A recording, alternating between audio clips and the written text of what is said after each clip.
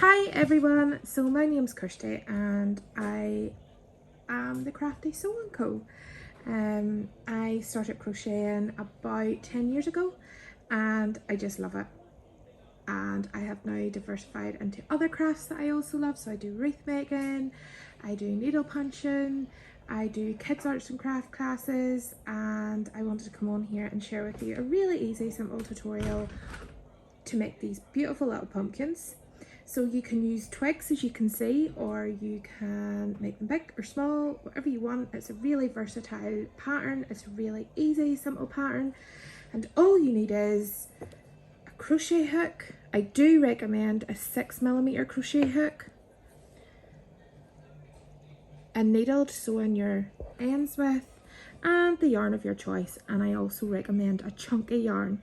It's easier to see the stitches in whenever you're starting, and if you are a complete and utter beginner, I do recommend using a lighter coloured yarn than a darker coloured yarn, because it's harder to see the stitches, and you can see that with the contrast here in the images. So they're harder to see than these and this. So, oh, you also need stuffing. If you have no stuffing and you can't get to a store today, do not panic, use an old pillow. They're full of stuffing.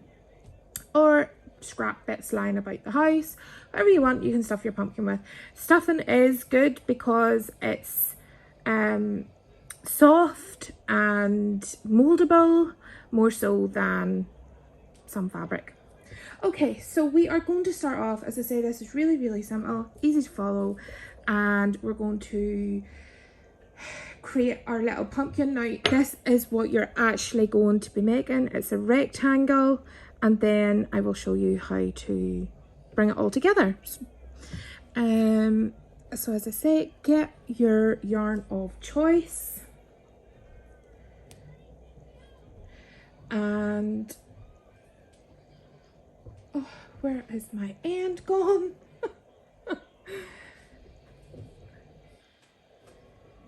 There we go. Okay, so here we go, and we're going to make a slip knot. You can start a slip knot with whatever way you like. I'm going to do that again a wee bit slower actually.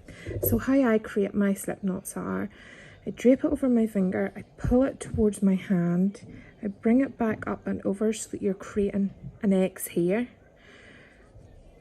You've got two, and you're pulling this over that one, and you're going to insert your hook there, and if you pull on the long thread, that tightens it. Okay, so for this pattern I'm going to be chaining 15.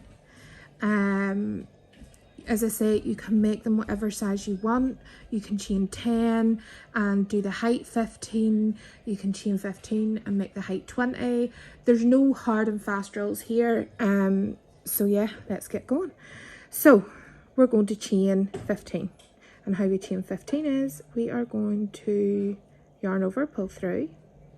That's 1, 2, 3, 4, 5, 6, oops, 6, 7, 8, 9, 10, 11, 12, 13, 14, and 15, and this is going to make 14. So if you're wanting easy counting and you're wanting to do 10, chain 11. So you can see here, this is why I always say use a lighter coloured yarn and a chunky yarn, because you can actually see your chains. So this is 1, 2, 3, 4, and so on. And if you flip it over, you see the wee bulbs at the back, the wee lips at the back. So I have chained 15, and I am going to be doing 14 single crochets or double crochets in US terminology. This is where it can get a bit confusing as well. I always think of a single crochet as like a single wee stitch, and a double crochet is 2 of them, and that's called a treble crochet in the US. So yeah, it can be a bit confusing. So we're not going to insert here. This is the first chain from the hook. This is on the hook, and this is the first chain space to the hook. So we're going to go into this next one. So we insert our hook, we yarn over, pull through. We have 2 on the hook, we yarn over and pull through those. So that's the first one. Now you can see we've worked out of this chain space here. So we're going to be going on to the second one. And don't worry, the chain space that you work out of is always going to be a lot larger than the next chain spaces. And this is the nice thing about this pattern as well. You know, it can be rustic. So don't stress if you're not going to be getting it right. Yarn over, pull through 2. Yarn over, pull through 2, and I'm going to continue the whole way to the end of this row with you. So don't worry that you have to pause it or rewind it or get frustrated, or because I can remember how I started off, it wasn't great. Let me tell you the amount of times I threw my hooks in the bin and the yarn away, and that's me done, and I'm never going to do it again.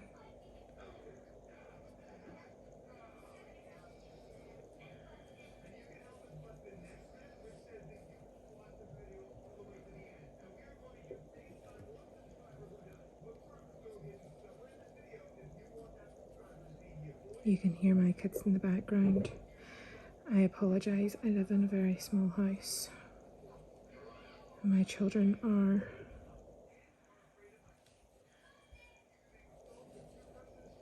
going to be heard, basically.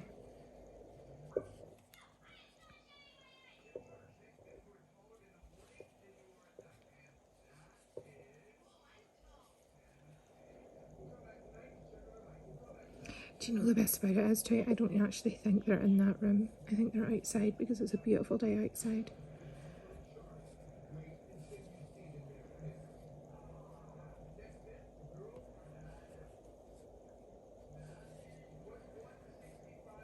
Okay, so we're coming to the end here. This is the last space. And if you're following my exact tutorial, you will have 14. So let's count them. 1.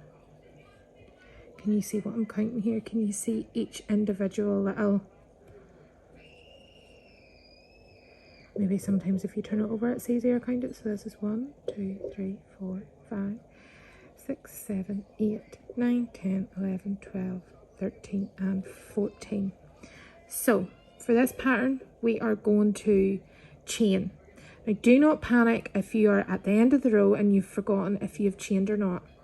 You can see that is not closed off.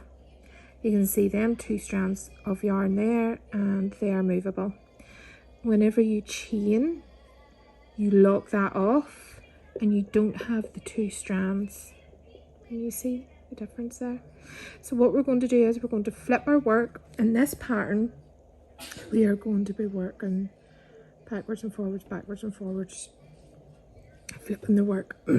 Also, we are going to be going into the back loop only. So most patterns, see if this is your work facing you, tilt it to the side so that you can see here the top of it, and you can see the little V stitches. So this is where our yarn's in here, and we're going to go into this next loop here from it. So never insert your hook where your yarn's at unless the pattern calls for it, but I don't think patterns I don't know any patterns that call for it, but always insert it here, and we're going, instead of going through the 2, we're going through the back loop only, and this is for the entire pattern. So you're just going to complete the same. You're going to have 14 single crochets,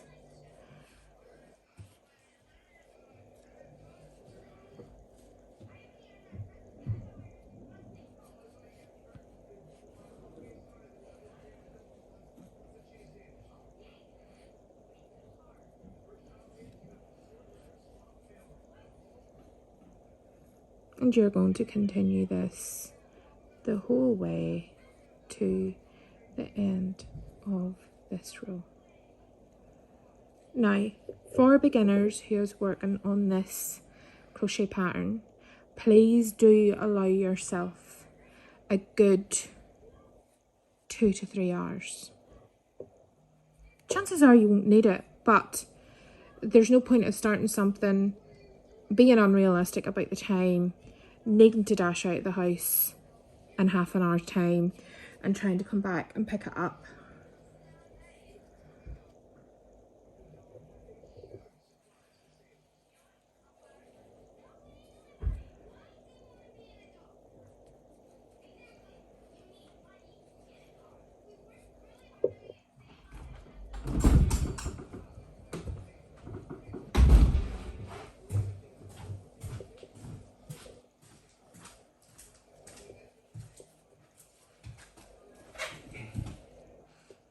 And you can see we need to go into this last one here.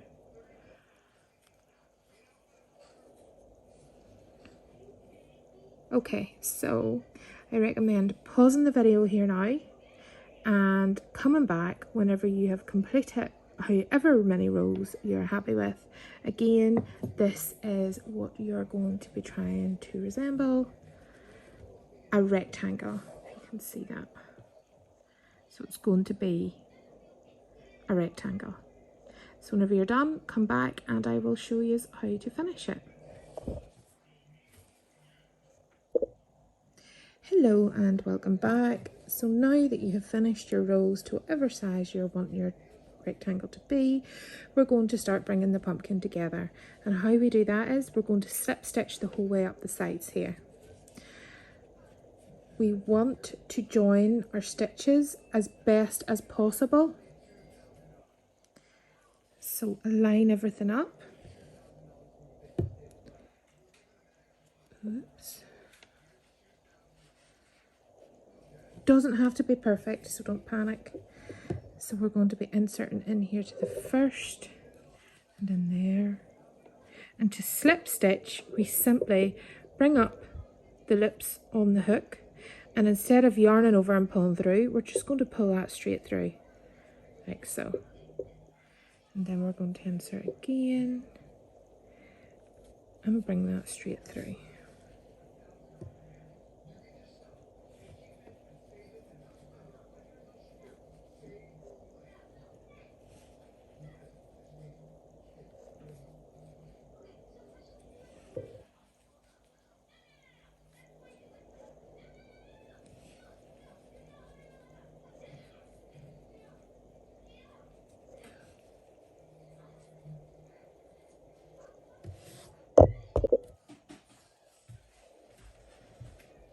And we're going to complete this the whole way to the top. So make sure and leave yourself enough ends to tie everything up in together with.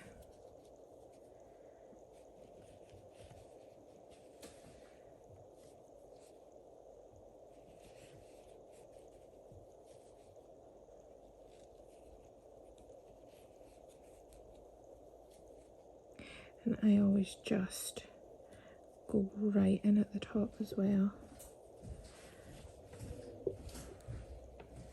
Like so, and we're just going to pull that yarn the whole way through.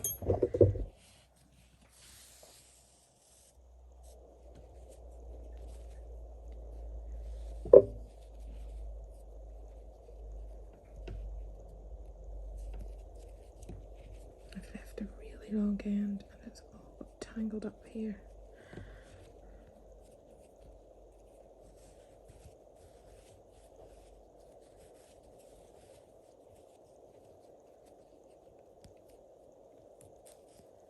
Go through like so.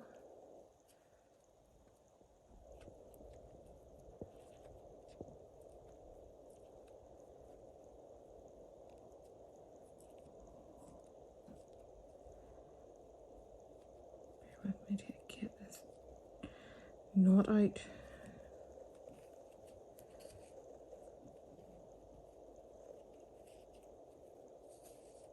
Okay, and then we get our darning needle.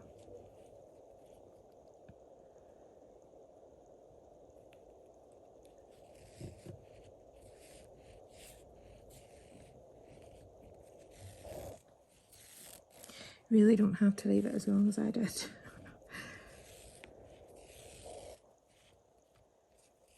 And all we are going to do now is, so we have completed this, that it is stitched up the side. And we are going to start weaving this in and out. If you can see the tops here. And you're simply just going to weave.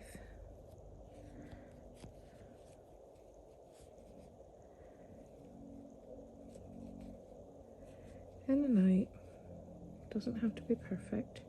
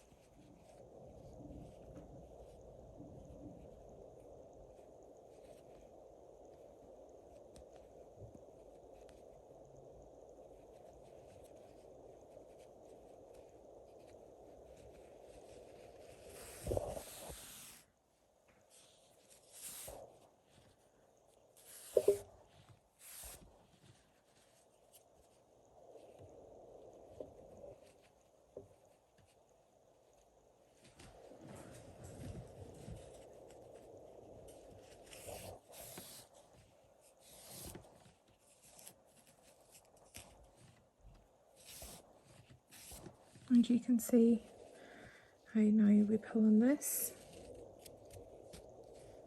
and it cinches it in like so. And how we're going to secure this is just tie this bit here. This is your starting yarn. Now with this pattern it doesn't matter if it's flipped inside or outside in, whatever. I'm just going to flip my work.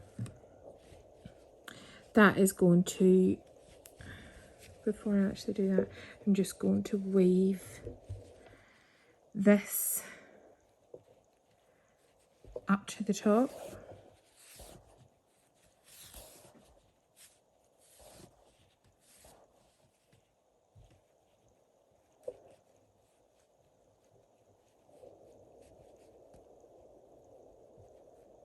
Again, there's no right or wrong here. You're just hiding that. And I like to leave this bit here loose and sort of like tie this here in so that here is the anchor for cinching it together. So whenever you pull on that, it's not going to tighten down this bit. And flip the work, you can see the bottoms nicely done in. And this is where we stuff the pumpkin. So depending on how full you want your pumpkin to be, this is where you stuff it. I'm going to put a little bit more.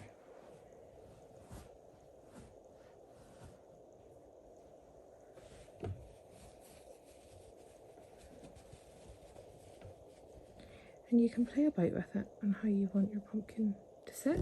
So now we've done that and it's stuffed, it's time to cinch in the top.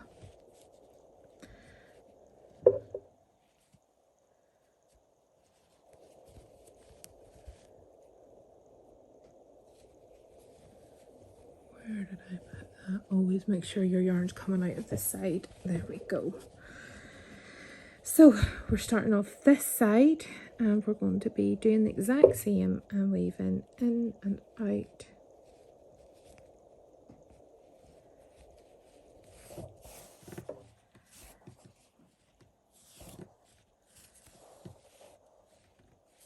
Do you know at this stage, guys, I'm going to snip this end because I really don't need that much yarn.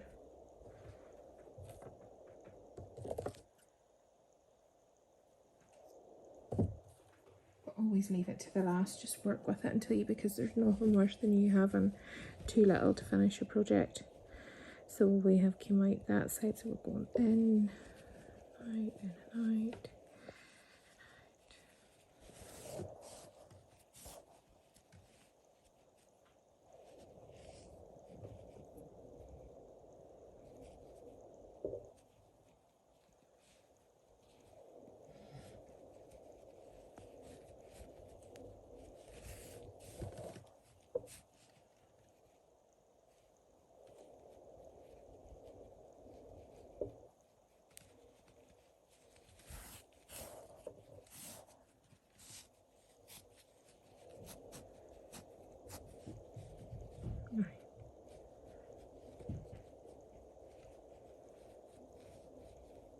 At this stage, you get your little twig or your cinnamon stick. I'm just going to pull this back a bit so you can actually see.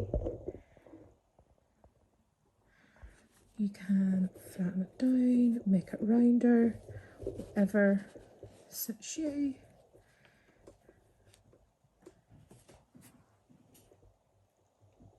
I'm just going to go and get a wee twig. I've got my twig, you pop it in and cinch to how far you want it closed, and that is your pumpkin. All you have to do now is you can just wave this in and hide the yarn round it and just snip this off here.